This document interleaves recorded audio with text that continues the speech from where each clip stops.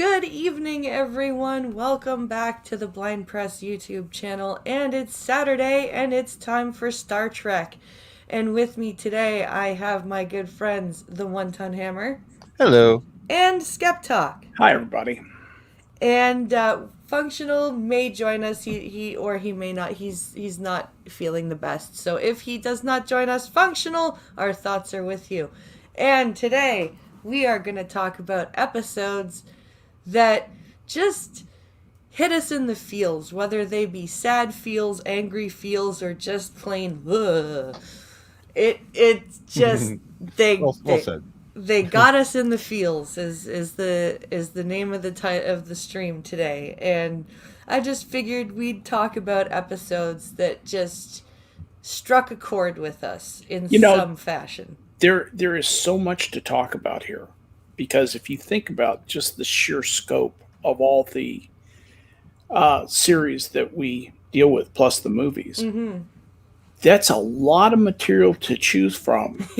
And there's something with an emotional aspect to it in almost every single episode.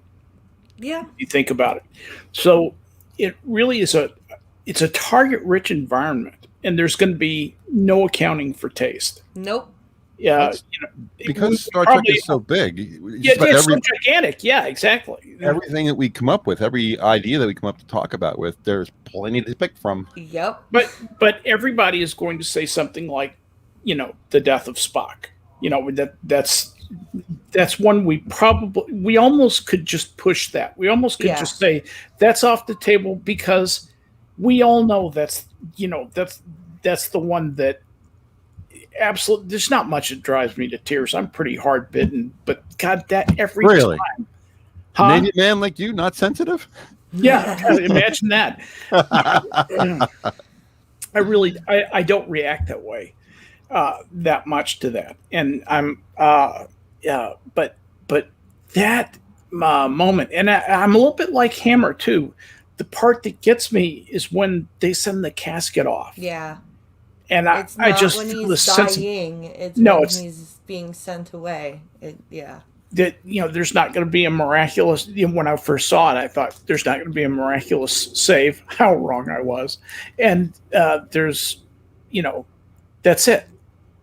Spock is done. This, creature who was effectively a part of my life. I mean, that's how real Star Trek has been to me. For me, that moment is Data. Because that's just the generation. Data, right? I grew up with Spock. Yeah, I grew up with Data, and I literally have to walk out of the room during that scene and just cry for 5 minutes. Yeah. It's like, no, Data, no. And it's the way they did it too. And no amount of someone telling you it's just an actor. They got paid for this. It doesn't matter. It's real to you. Yeah. Yeah. It's so real. You're just like, I don't care. Yeah. I don't care. Data killing his child. That's what that's for me. That's the other big tear-jerking moment for me in Star Trek. Oh my God.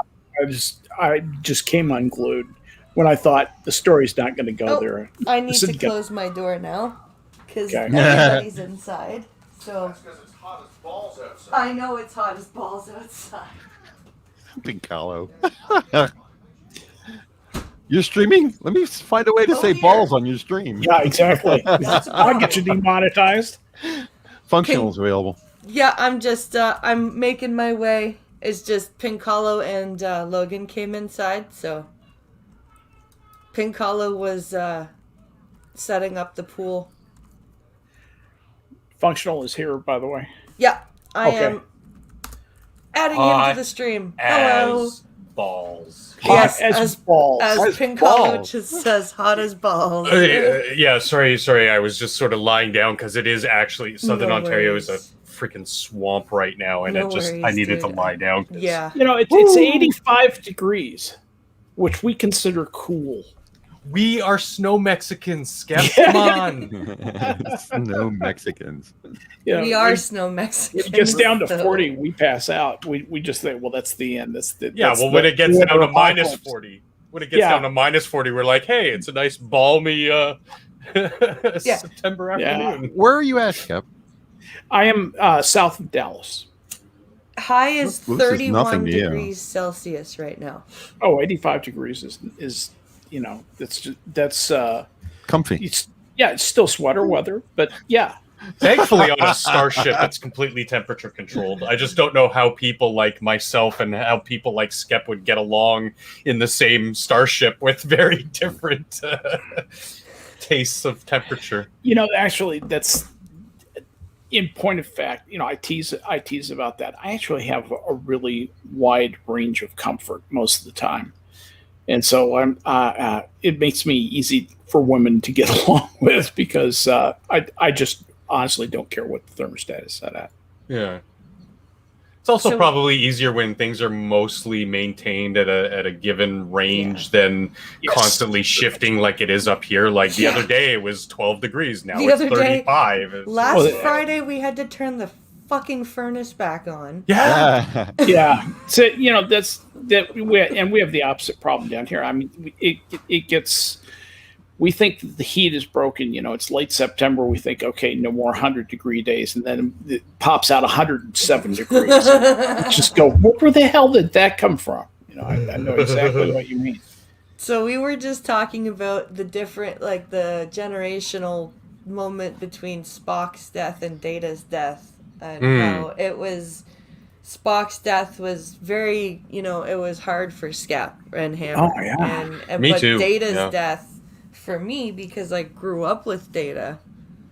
Don't get me wrong, I love that scene too. I'm probably not emotionally tied into it as profoundly and as intensively as you are, because of what Data means to me.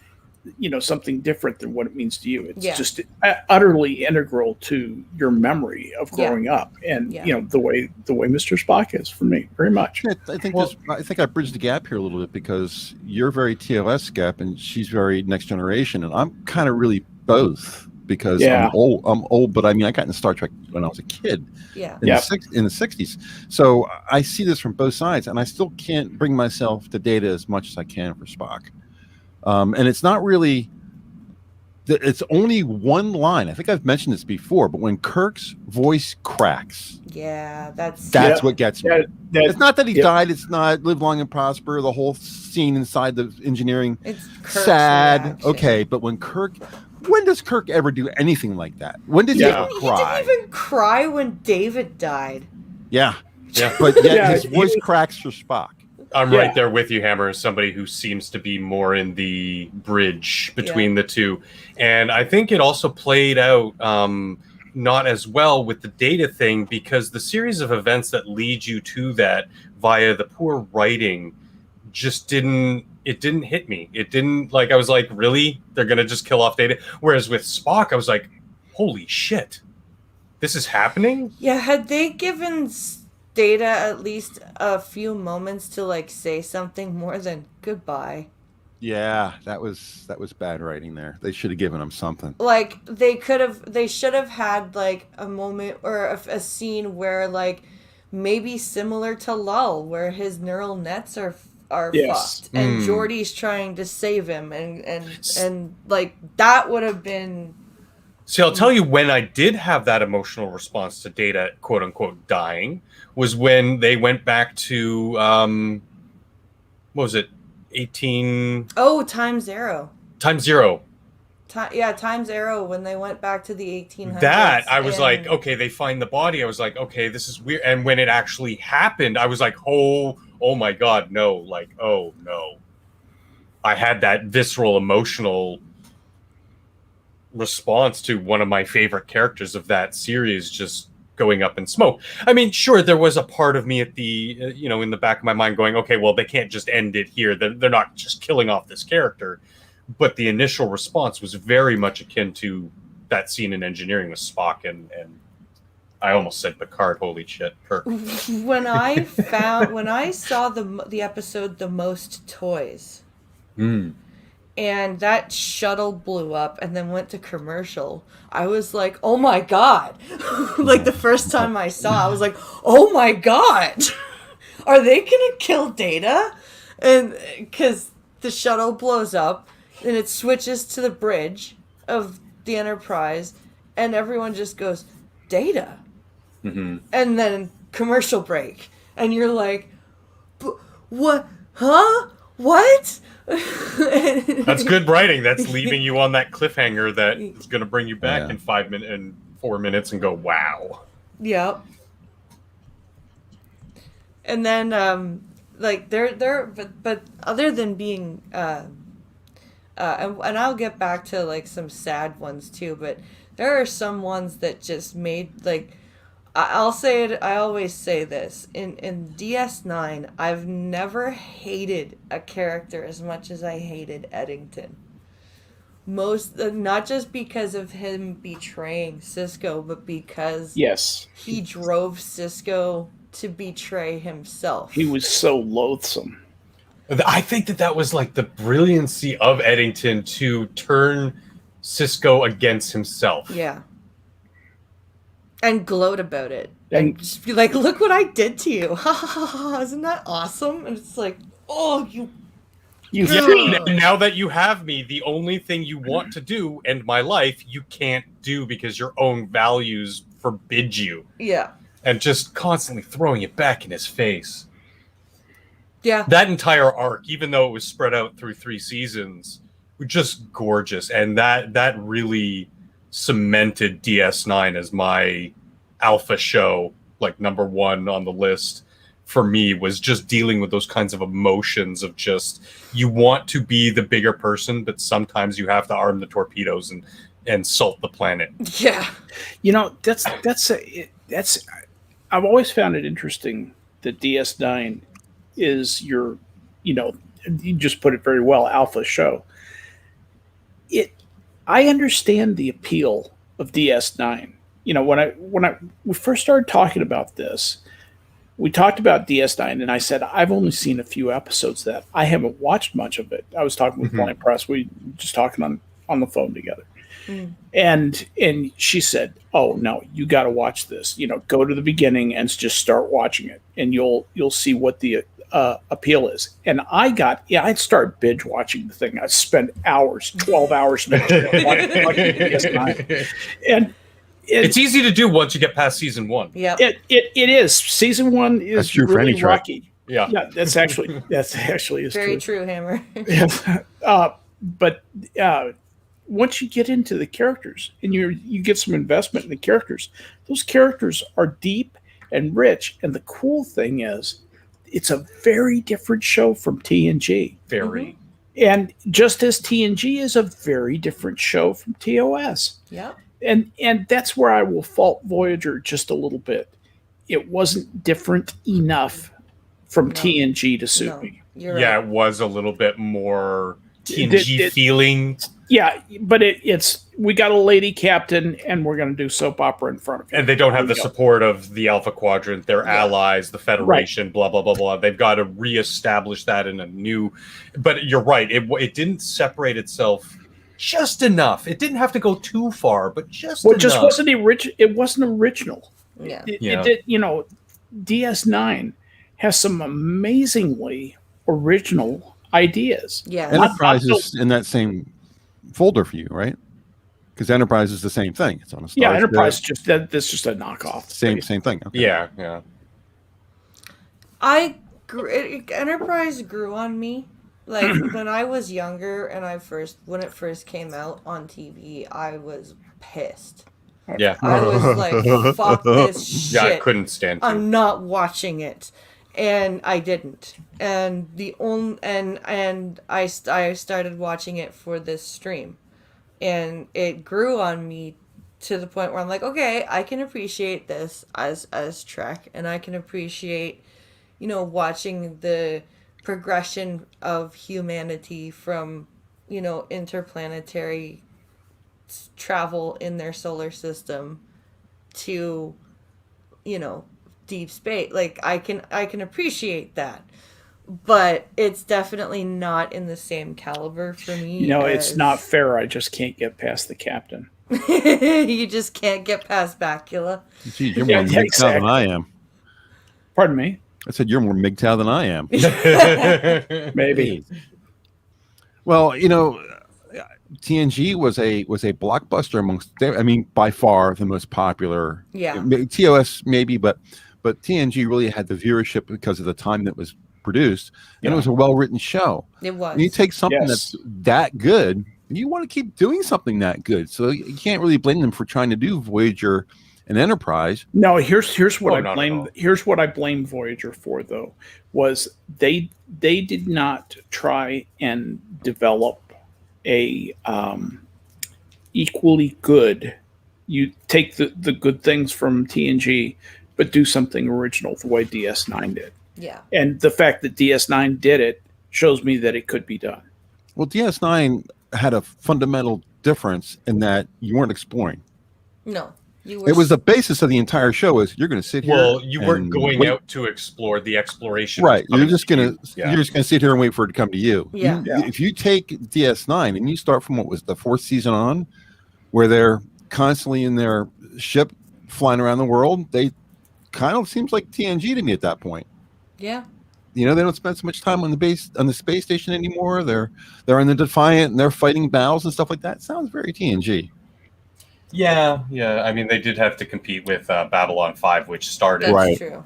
their whole war arc, and they needed something to get that attention of people who wanted a little bit of more action in their space battles and stuff. Yeah. Well, DS9. I don't know if you guys did some background on this, but DS9 was pulled directly from Babylon 5. Yes. Babylon 5 was pitched to the people at Paramount. They turned it down, and then are you saying that Babylon 5 and DS9 are similar? Very. But I mean, the people who came up with Babylon 5 went to Paramount and said, "We have this idea," and Paramount says, "No, that's okay." And then Paramount took everything they had and created DS9. That is the assertion from J. Michael Straczynski. Yeah. So, I love them both to death. They're very similar, but they're also very different. Very different shows. We still won though. Either way, we got Babylon 5 and DS9. They're both great shows. Yep. Mm-hmm. Exactly. I still watch B5 once a year, just like I do all my favorite. Every Star Trek series I watch once a year. I watch Babylon 5 once a year. Like it just, they're so good. The characters, the writing, the settings, even some of the 3D modeling still kind of holds up today. Babylon 5 was a little bit more lower budget, but like something like the Dominion War, I can still watch that and go, "Oh my god, that looks so good." Letterbox and all. Pete has a good point. He says Voyager was too open-ended. If they had a good ended season from the beginning, they could have shown the stress on the crew. Yeah, they could have. They should have.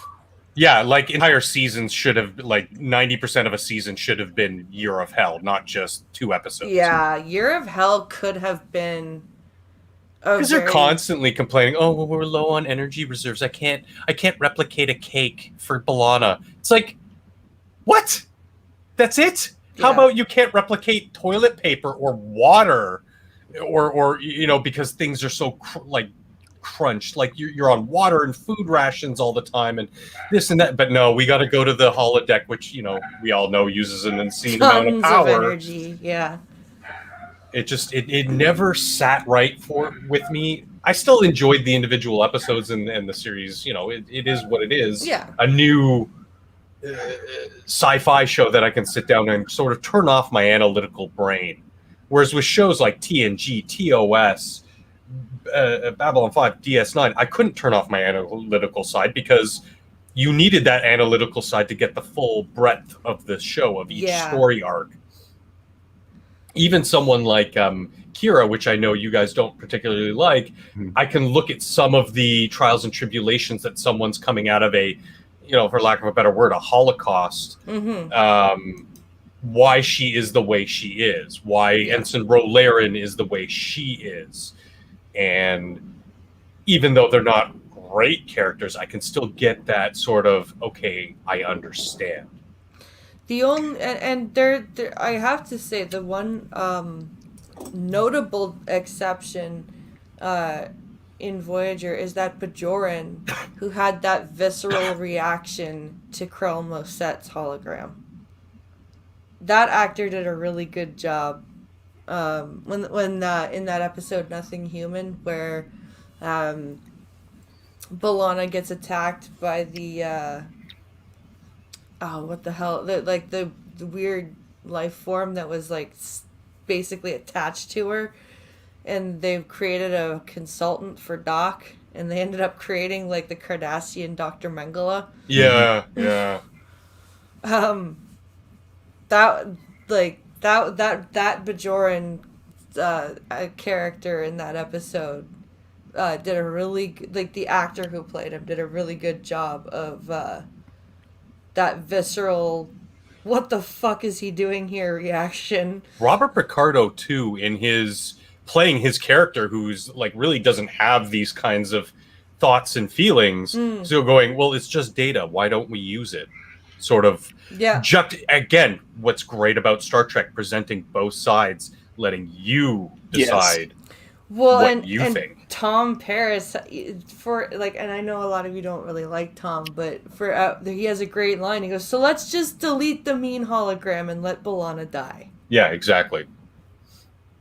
It helped develop my personal belief that, yeah, although we have certain morals and expectations through medical science, if somebody were to cure cancer, let's say, by doing really unethical, horrible things to people on the other side of the world, okay, we shut that down, but let's not just throw away the data. I mean, it's there. Then those people's lives would have been meaningless. For naught. That actor's been in other Trek episodes somewhere. I can't remember where he was. That's actually a theme that came from post-World War II Israel. Exactly. When the scientists, there were a group of them who objected to using some of the data that had been extracted by the Nazis, having to do with a certain type of heavy metals poisoning. They were studying this at the University of Tel Aviv.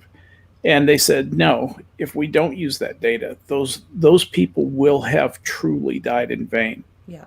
Let their lives have this little bit of meaning. And that actually held the day and was ratified into Israeli law.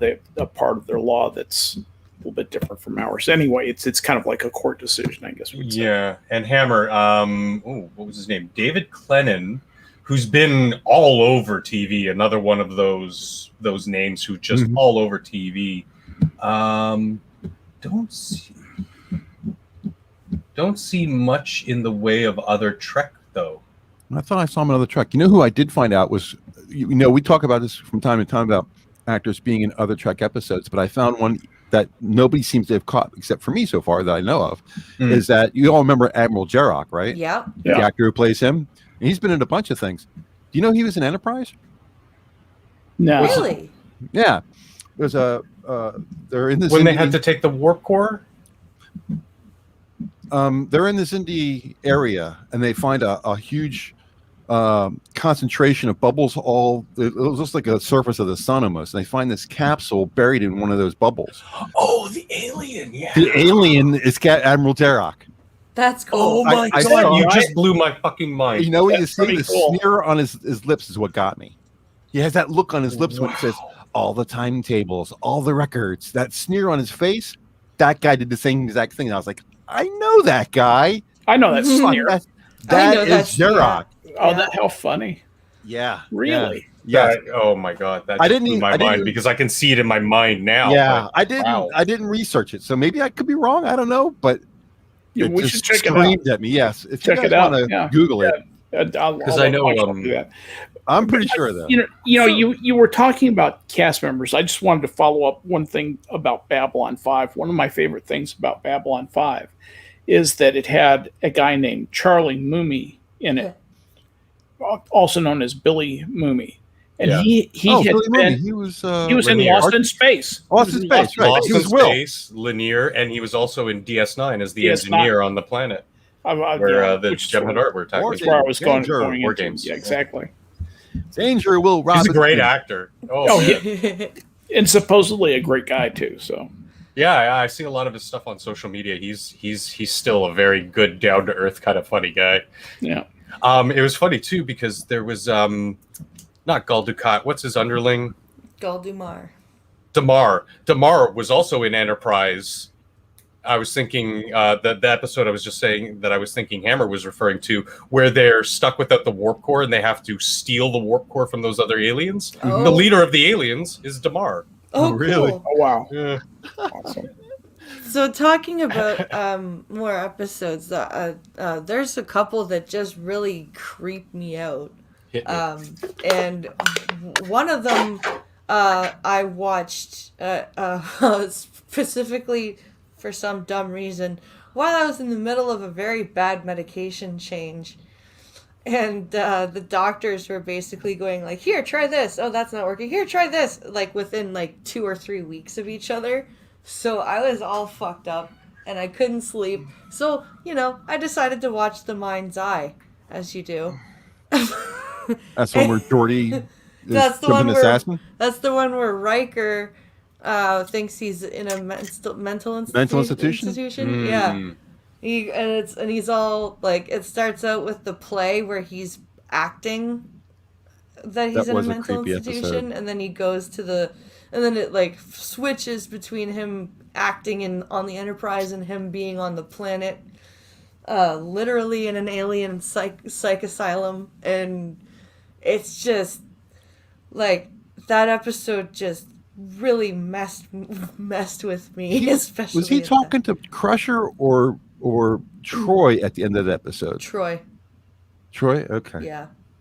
Because the doctor was all about that. She was the person putting on the plane and all that kind of stuff. Yeah. I She couldn't was remember. putting on the play, but It would make sense for him to be talking to Troy because of the emotional problems he would have after that. Yeah, he kept talking to Troy because he was even in the middle of the episode. He kept talking to Troy. He was talking to Troy, and he's like, "I feel like I'm losing my mind." Yeah, I'm. Yeah.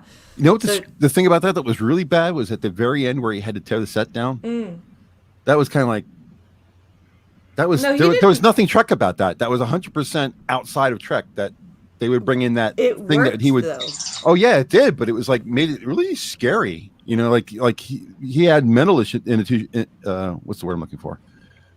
Mental issues. Sorry, and had to tear that set down to set his mind straight. Yeah. Mm-hmm. Like holy crap, he must have totally been fucked up in the head. It was like something more out of Outer Limits or It was exactly. And Outer Limits used to really freak me out. Like when because I used to watch it as a kid, so it probably wouldn't freak me out now, but it took your expectations and sort of just gave him a swift kick in the where. And what were you gonna say? I wanted to bring up a couple of things from Trek that were not necessarily sad, but were kind of intimate, and I guess probably the best way to say it would be, "Aw." Yeah. And two of them are in Voyager. So Skep, if you don't want to listen, that's okay. I don't have a problem with Voyager. I just don't think it's as good as the other. Well, both of them involve Janeway. All right, the lady captain, right? The lady captain. But the episode where Harry ends up saving the ship. Oh, Deadlock. By going back in time. Oh, and sending himself a message that she delivers to him in the future. Timeless. Yeah. The one where Voyager crashes. Yeah, and at the end, the captain's sitting down next to him, and she says, we owe a lot to the past you. You're the kind of person, she's all very, you mean a lot to us. Mm-hmm. And what you did in the past saved all of us. And it was very emotional. Yeah. And I went, aw. Well, and Harry was he was feeling bad because he was like, because of me, everybody died. Right. Because he was the one ahead with Chakotay in the shuttle trying to send back the telemetry. Yeah, and he overcompensated and they made it through and Voyager didn't, and that's why they had to go back in time. And so he was not feeling the best in the mess hall at the end of that episode. And The other one that I yeah. wanted to bring up was Timescape, fractured space, Romulan ship, aliens in the wrong dimension, and using the. I don't know if everybody remembers that episode, but anyway, there's a point in the episode where Data and Geordi are up front in the runabout, and Picard and Troy are talking in the back of the shuttle. Yes. If you watch the camera angles, I mentioned this to a lot of people. If you watch the camera angles, it's shot very well. They start out as a longer shot to both of them, and they switch back and forth between the two as they talk. But as they talk, the camera slowly moves in to give a sense of intimacy. Right. And as she's talking about how upset she is, and she reaches back and she plexes her. She does that little plexing move that she does on the side of her neck, and then she kind of wiggles her head like she's trying to straighten herself out. Yeah. That was some. It's hard to put in the words. Excellent way of making them seem more intimate to each other. And the thing that catches me about all this is the person who directed that episode was Leonard Nimoy's son. Oh. If you get a chance just to watch that part of the episode where they're talking to each other and she's talking about what's the name of the episode again? Timescape. Okay. Mulgrew is such a fantastic actress. Oh yeah, she really truly is. I really there were some awe moments. Mulgrew. No, this is from Next Generation. This is from Next Generation. This is Timescape is Next Generation. Mulgrew is a good actress. But she is a good actress. She is an excellent actress. Why was I thinking Janeway? I don't know. But we were just talking about Carrie. We were. Yeah, you're going to love old age function. But there was an episode from Voyager that kind of brings that all factor, and it's again a Harry episode, a Harry-centered moment. And it's the end of that episode, Deadlock, where there were 2 Voyagers. And the sacrificed one. And the Vidians were on one Voyager, Naomi died. And Harry died. Yeah. And so Harry had to take the living Naomi from the other Voyager and cross over, and then they had to destroy the other Voyager. Did that really catch anybody when Harry died? Yeah. I was like, holy shit. Yeah. Harry's dead. I never, knowing at that point you didn't know there was going to be a crossover. It's like. Yeah, and that really sucked. I liked Harry. I wish they would have given him more of a role, and I think that could have made me like him a little bit. I wish they would have had a better actor. You didn't like Garrett Wang? He was written okay, but he's really generic. I'm sorry. He's just Elwyn brings up a really good one. The part where Guinan tells Tasha, "You aren't supposed to be here." Oh, that's brilliant. Creepy. That really. Oh, I'm getting goosebumps. That now, is super creepy. It. And the music too adds it, because it's not really outright creepy music, but it's that uncertain violin. Trio of violins that are just softly playing in the background. And it's like this tenuous thing. And Tasha just looks over and goes, Guinan? Well acted by Denise Crosby, too. Yeah, absolutely. And Guinan just sets down whatever she's holding. She says, "You're not supposed to be here." It's just, pardon the pun, but in concert with us as the viewers, knowing that, she's not supposed to be there, but to have the character not break the fourth wall, but sort of give us a little bit of transparency between the fourth wall, saying, okay, somebody actually knows that something's not right here. And then telling the character who, that's greatness, is what that is. Right here. Yeah, that is greatness. And then there's the episode, and it starts out. The episode starts out so silly. Yeah. No, the one that I'm going to talk about now. It starts out so silly.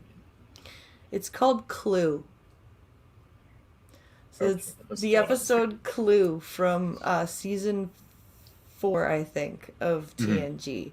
Clues, plural. Yeah, Clues. It starts out just so ridiculous. It's Guinan and Picard in the holodeck. I'm Gloria from Cleveland. Cleveland. That was a joke where I worked. We had a guy who was a client of ours. His last name was Cleveland. So anytime he called or got up, we would talk about it. Say, guess who called? Mr. Cleveland. That's funny. But then it gets into this weird mystery where Data is acting really messed up. Like, even more, like, there was something disturbing about the way Data just shut down in Brothers. I like the way he lied. Yeah, but the way he lied. The way that I cannot Data, say.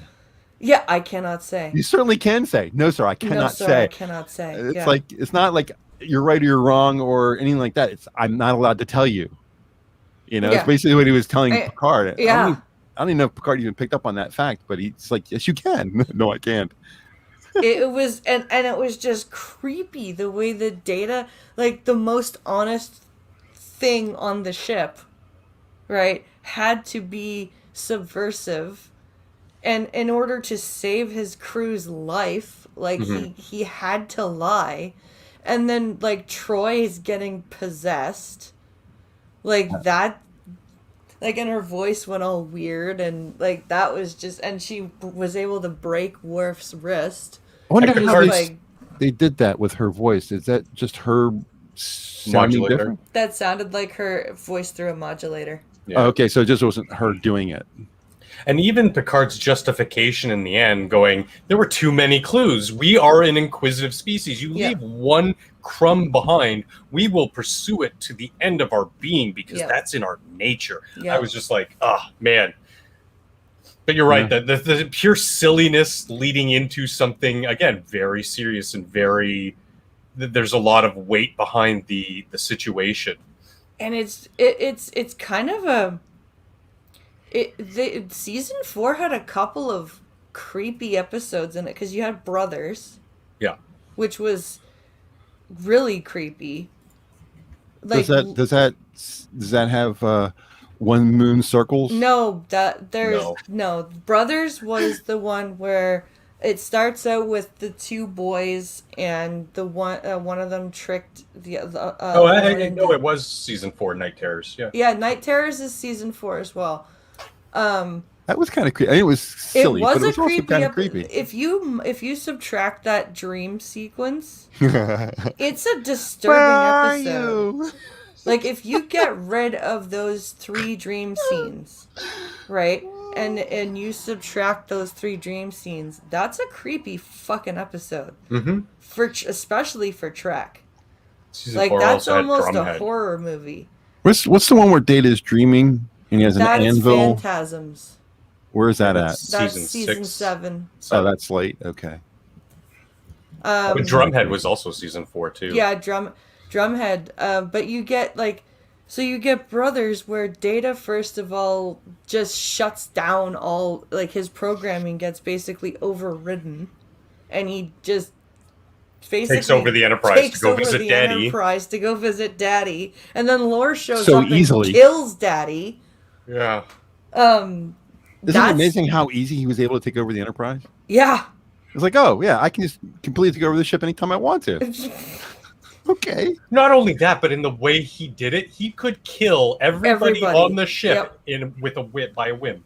And he didn't even remember doing it until Sung gave him the code to unlock his memories, and he's like, "Oh, shit!" Right? Yeah, but that's why I sort of empathized with Sung in the end, because he still managed to in this hidden code make sure that Data preserved life. He didn't kill anyone for the pursuit of getting home, but he did everything else to sort of contain them so that he could go and blah, blah. And you feel so bad for Sung because he just wants both of his boys to be okay.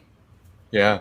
But see where they are in life. But Lore is so fucked up malfunction that he just no, I want the emotion chip because you cared more about Data. Well, he didn't than even know me. lore still was operational. Like, yeah. Well, and he tried to say it. He tried to tell him, he's like, no, you filled me with substandard parts, old man. I am not less perfect than lore. I am not less perfect than lore.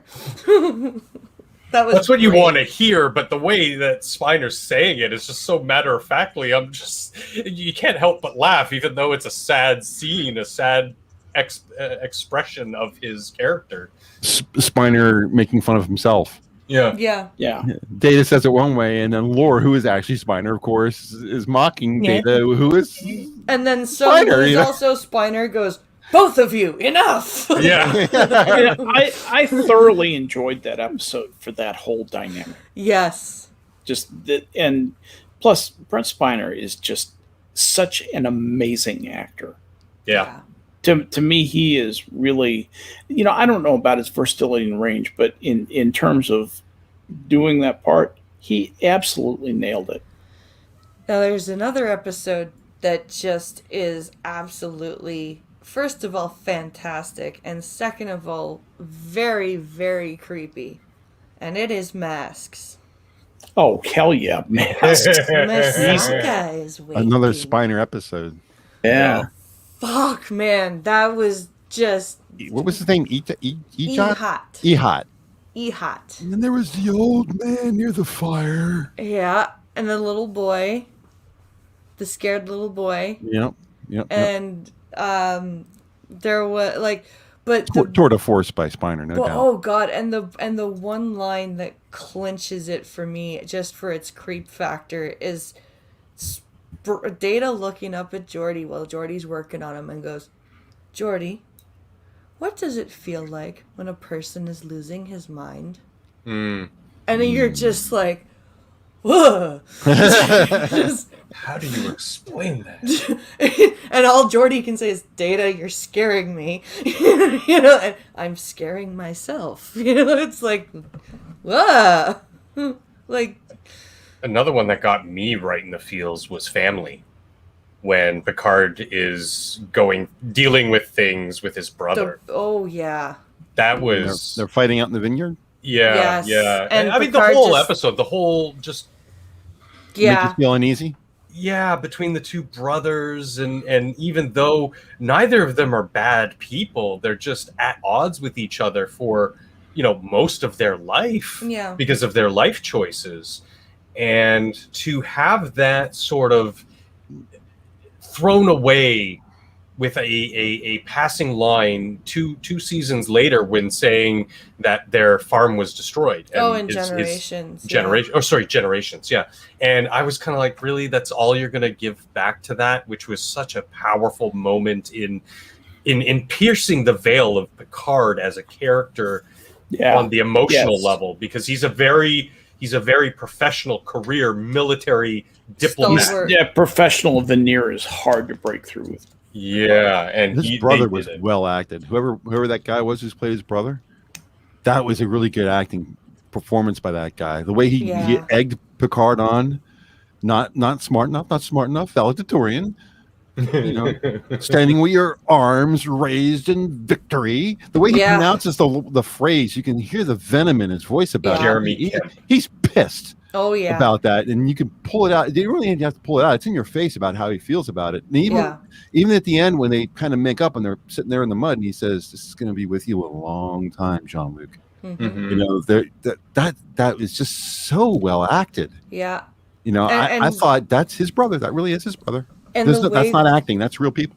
And the way that he said, after he said, he goes, "You just have to figure out how to live with it." Yep. And it's just that older brother. Yeah. Okay, come on. You've got to figure something. Marie starts from the beginning, kind of trying to egg them to deal with, but there's an exchange between them that I just pulled off of a website. It says, "Why didn't you break a few rules?" Because I was the elder brother, the responsible one. It was my job to look after you, look after me. You were a boy. Sometimes maybe. Sometimes I even enjoyed bullying you. All right, try it now. I think Picard would have lost that anyway. Yeah, probably. But just the fact that even in Chain of Command, Picard doesn't quite break down like he does in Family. And that just the angry tears of I tried to stop them and I wasn't strong enough. And you can hear that he I'm not sure what he hits, but you can hear he's punching something. He's so angry that he couldn't resist the Borg. Can I do another Voyager one? Yeah. Mm-hmm. You sure? No one's gonna beat me up. All right.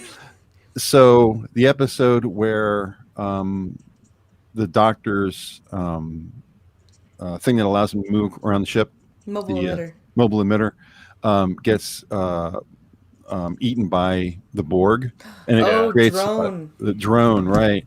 And at the end, when he's on the table and he's about to die, and she's 7 of 9 says, "You're hurting me," and he says, "You'll adapt." Yeah.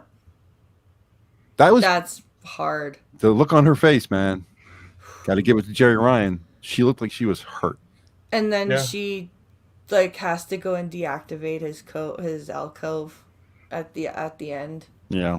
She did a pretty good job mimicking what Spiner did in Masks when she was getting all those personalities. Oh, playing like the little girl, the Klingon warrior. It wasn't as good as Spiner because, let's face it, very few people could get that level, but it was still a real testament to her ability to act. When she was there's a great part in that episode when she is 7 and she's in sickbay and she's very close to tears and she's telling Janeway, look, I don't know how much longer I can put up with this.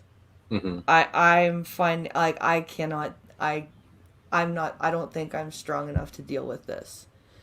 And Janeway's like, your job is just to hang on a little longer until we can get this figured out, and we've got you. And it's one of the first times that 7 is almost forced to depend on other people. Mm-hmm. I have a situation where 7 beats Spiner in a different personality. She acts like the Doctor. Yes. Her portrayal of the Doctor. Body and soul. Awesome. That's a great episode. That's a great episode where she's the Doctor, the cheesecake. Yeah. She takes this huge bite. Here, you have this one. I'm gonna have a new one. but hammers on those notes and those mannerisms of Picardo's character. Yeah. You're right. That was really good. She's acting as Picardo acting as a doctor. Yes. She's not just acting as a doctor because the Doctor is acting as Picardo sees him. Yeah. So what she's doing, she's acting as another actor, acting like a part that actor is playing. Yes. And she does such a great job at it. How meta. And then when when he leaves her and goes back to the mobile emitter and she becomes herself again, the disgust at being him. Yeah. He became aroused in my body. How does a hologram become aroused? That's what Harry's just sitting there like, what the fuck is going on? I thought I understood. Harry. Yeah. I thought I understood things, and now I realize I understand nothing. Yeah. I mean, that's probably the best part of that entire episode. Oh God, yes, for sure. Really, that's the thing about Voyager. Where I may have some, Janeway did an okay job. Chakotay that's another whole problem. Yeah. But Jerry Ryan as 7 of 9 and the Doctor, to me, were just bright spots in that series. I also really love Tuvok. Yes. Oh yeah, Tuvok is also very good. There's an episode that I really like. And it's the one where Tuvok loses his control. Basically, his brain functions. Oh, right. He becomes like a child. Yeah, I remember that episode. Yeah, and he bonds with Neelix, somebody he's usually at odds with, but... Yeah. and there at the end where Neelix basically, where he's like, or Tuvok's like, I'm gonna start being mean to you again, aren't I? And Neelix is like, well, you'll probably say things like, Mr. Tuvok, please focus on your assignment, or whatever. Mr. Like he's Neelix. like, Mr. Neelix, please, like just doing a Tuvok impression, right? And Tuvok's like, I don't want to be like that anymore. I like you. And Neelix is like, well, I like the bridge needs you, right? They need you well. And I've had a lot of fun with you, and I'm your, like, I've enjoyed being your friend, but I wouldn't be a very good friend if I didn't convince you to go through with this, because the whole ship needs Tuvok to be Tuvok. Mm-hmm. Through the entire series, the interactions between those two, because I don't dislike either actor. I think they're both great in their own right. Yeah. I really liked Tuvok as a character. Mm-hmm. He was a little underdeveloped at times, and I really hated Neelix for the longest time. But after their interactions together, there's that episode, there's the Tuvix episode, other episodes where they have interactions, and danger, intruders among us, danger, and it's just Tuvok's face. Intruder alert will suffice. Yeah. It really opened me up to being not liking Neelix, but being open to Neelix. Well, they changed Neelix. They did. Yeah. In the beginning, Neelix was an idiot. Yeah. Basically, but I mean, by the end, they showed he had skills. Yeah, well, he developed skills. He's able to learn. Yeah, he took an initiative to learn himself. He's like, I want to know how to do this. I want to know how to do that. So he went from now being, sorry. No, that's right. Go.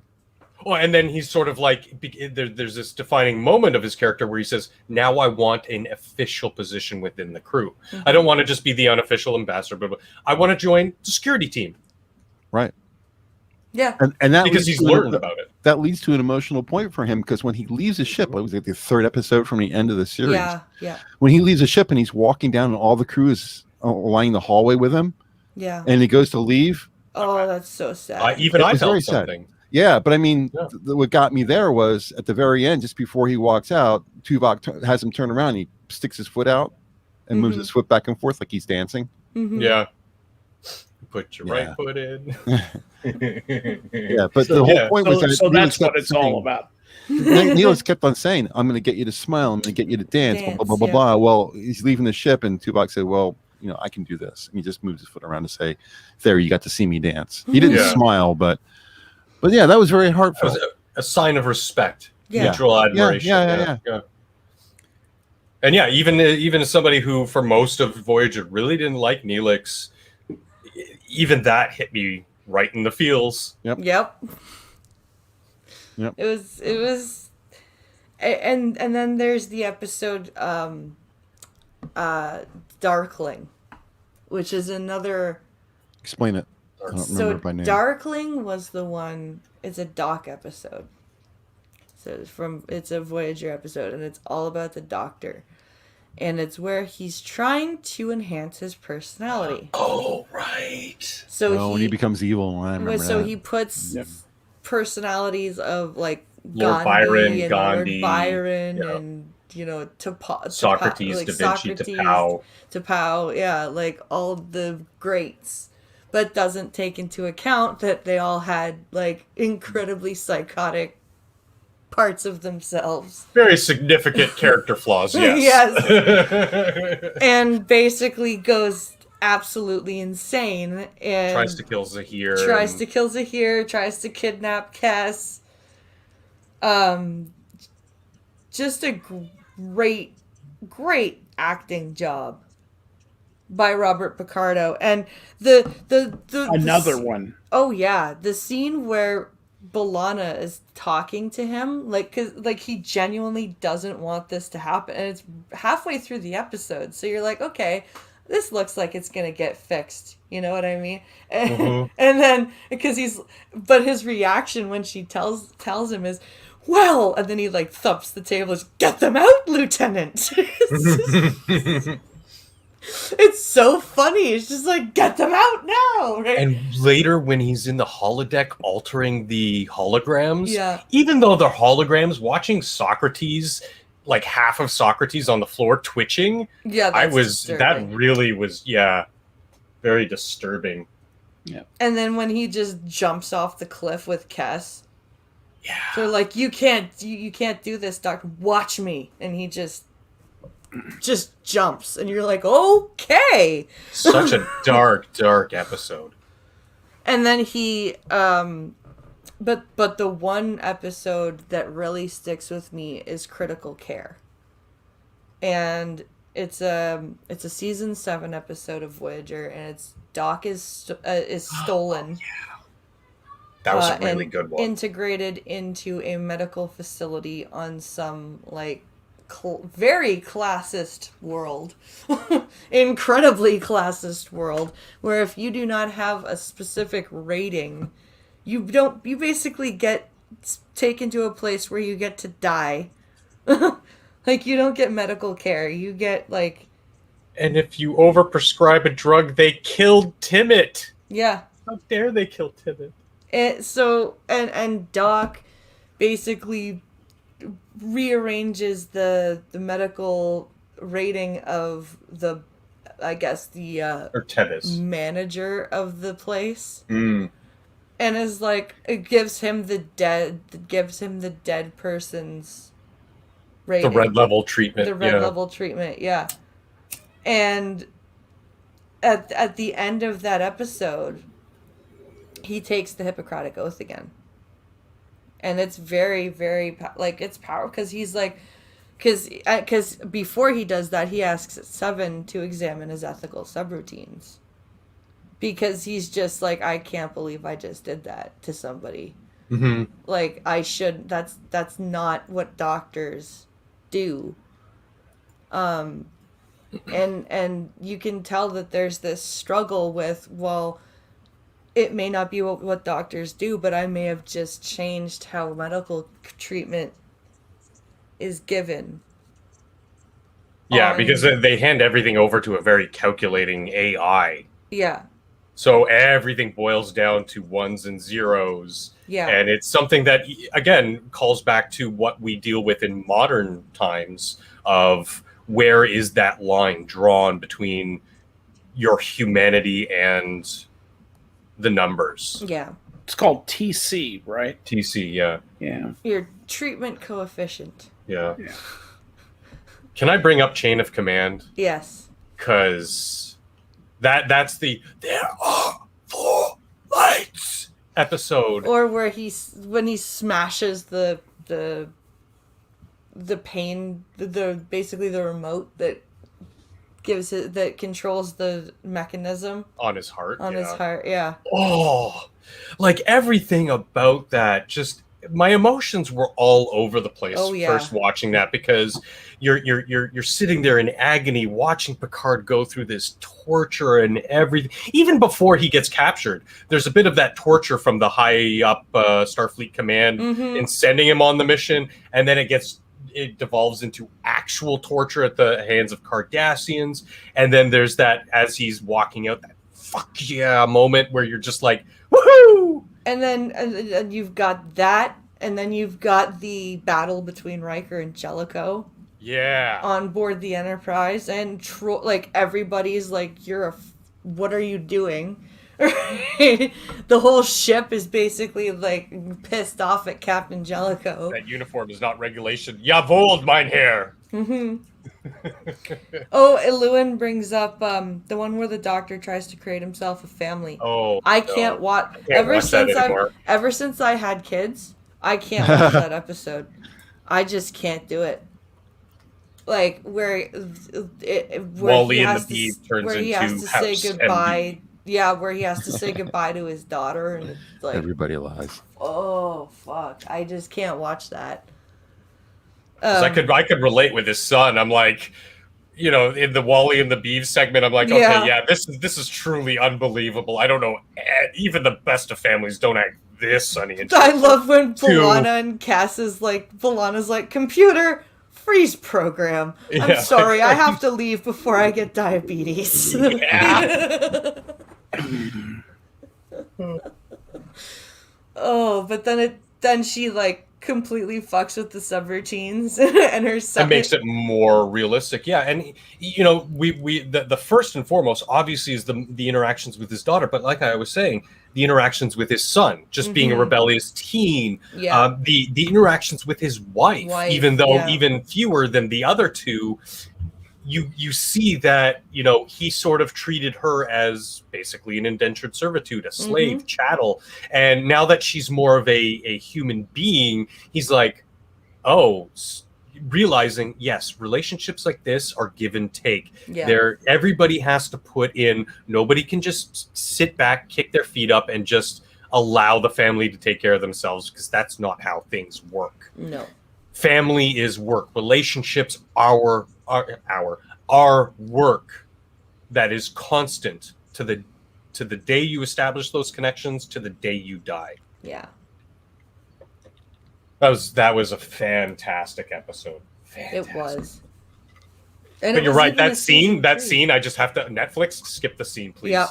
It is way too much. And again, testament to Picardo, fucking masterclass. And then there's the episode called A New Life. Voyager? Yeah, where you keep bringing up the episode names, and I'm like, the one where Doc has the feedback loop of triage, because he saves Kim. I was thinking of that. Yeah. He saves Kim, and the other ensign dies. She's Bajoran? What is she? I think she was Bajoran. She was cute, whoever she was, the actress. No, it wasn't Bajoran, was it? What was the name of the episode again? Sorry. It's called A New Life. Season 5. I think it's episode 11. It's right after Counterpoint. I hear somebody's Google Foo in the background. Yeah. I love all these. From TOS to Enterprise, I love them. I love them all. There's just a degree of familiarity and love that is represented in my familiarity. So Voyager's a little bit lower on the list, so I'm just not as familiar with like the names of episodes. But he basically La Vita Nuova. Yeah, he basically goes through this feedback loop, and he did it twice. The first time they erased his memory, and then he figured out what happened, and the second time they were gonna do it again. And Seven, I love the conversation Seven has with Janeway. She's like, what would you do with me if I started malfunctioning? And she's like, well, you're different. And she's like, well, really? Am I? Because I still have a bunch of cybernetics in me. And, like because Janeway tried to compare him to a replicator. And she's like, yeah, he's way more than a replicator. She just basically schools Janeway. And they have to let Doc go through it, and they basically take turns on watch for a few weeks with him. Interesting bit of trivia from Memory Alpha. La Vita Nuova was a book that Janeway is frequently seen reading. Yeah. And later, doesn't say which season, I think it's 4 or 5, correct me if I'm wrong, BP, the Doctor starts reading La Vita Nuova. Yeah, at the end of that episode. Is it the end of that episode? It's the end of that episode because Janeway it ends with her being one of the crewmen on watch with him. What was the name of the actress? Did we find out? From the ensign that died? Yeah. I'm not sure. But Howard. Janeway is sitting with Doc, and she falls asleep over her book. And he's like, how can you sleep at a time like this? And then he realizes... Who? Lindsay Ballard. Lindsay Ballard, that's who dies. And then she comes back. Crumpled Little Dance. She comes back in a later episode, too. Yep. But Doc realizes that Janeway is not feeling well. She's sleep deprived. She's got a headache, all this stuff. And it kind of helps him snap out of his depression. and he basically sends her to bed and says, you know, don't worry, I'm still gonna be here when you come back. I'll be okay alone. And she leaves the book with him, and he picks up the book and he starts reading and it ends with him reading the first paragraph. You know, we've spent this whole time talking about episodes that moved us or made us angry or whatever. I want to make sure we honor this episode before we get out of here. Everybody knows that my spirit animal on Minions of the Zoo is a tribble. Yeah. And I will take you back to the to TOS and the trouble with tribbles. That just had such a great lighthearted aspect to it. You know, from everything from the bar fight. Who threw the first punch? Yeah, exactly. I don't know, sir. Well, you're all dismissed, the lot of you, except for you, Mr. Scott. Yes, and then the exchange, you know, where Scotty reveals that it was when he called the Enterprise a scow. A garbage, yeah. He's Scotty, that's why you punched the Klingon? actually, what I meant to say was should be hauled away as garbage. And beautifully replicated in DS9, like the shift and putting O'Brien in the lineup. Yeah. As the guy the crewman who says, I don't know, sir. Oh my god. It was great. The original is just prime Trek for me. Yeah. Trouble with Tribbles, prime. Yeah. And right down to the ending. Even the ending is just lighthearted and happy. I know there'll be no Tribble at all. Well, even the way that they unveil Arn Darvin is tongue-in-cheek, because they're like passing the Tribble around, and it gets to Arn Darvin, and the Tribble squeals, and Kirk's like, oh, it appears not to like you, Mr. Darvin. It's just like... Again, I wondered why that is. Yeah, and then exactly. McCoy just scans him. Jim, this man's a Klingon. Again, Darvin's reaction, while great, also perfectly replicated by Dorn as Worf. Yes. Right. When Odo brings out the Tribble. It's so amazing that they took something like amazing as Trouble with Tribbles and then created its own beast based on it that didn't take anything away from it. Yep. But also paid homage to the original. Like the little things that's like that. exactly what that is. It's a perfect homage. Oh, yeah. It really is really well done. Because the actors did their homework. Everybody except for Sidich. But, yeah. He was just very stiff in that. So bad. I liked the Bart. If anyone asks for a rock to Gino one more time. Why? Who asked for rock to Gino? The Klingons over there. Klingons? What Klingons? Okay, you guys are I'm cutting you guys off. Yeah. Oh man, so good. Oh well, guys, I think we've come to the end of our stream, and it's been a great stream. I think really good fun today. And I'd like to thank everybody for watching, and please, if you guys are awake tonight, come by Twitch to watch me play some Mortal Kombat, because I fell asleep last night and I missed my stream. So what time are you going to start that up? It'll be at 11 p.m. So she'll be streaming against me. Are you streaming or is Harry streaming? Well, I'll be on with Harry. Oh, okay. So you and Functional are on with Harry, right? Correct. Tonight's promising to be another interesting one.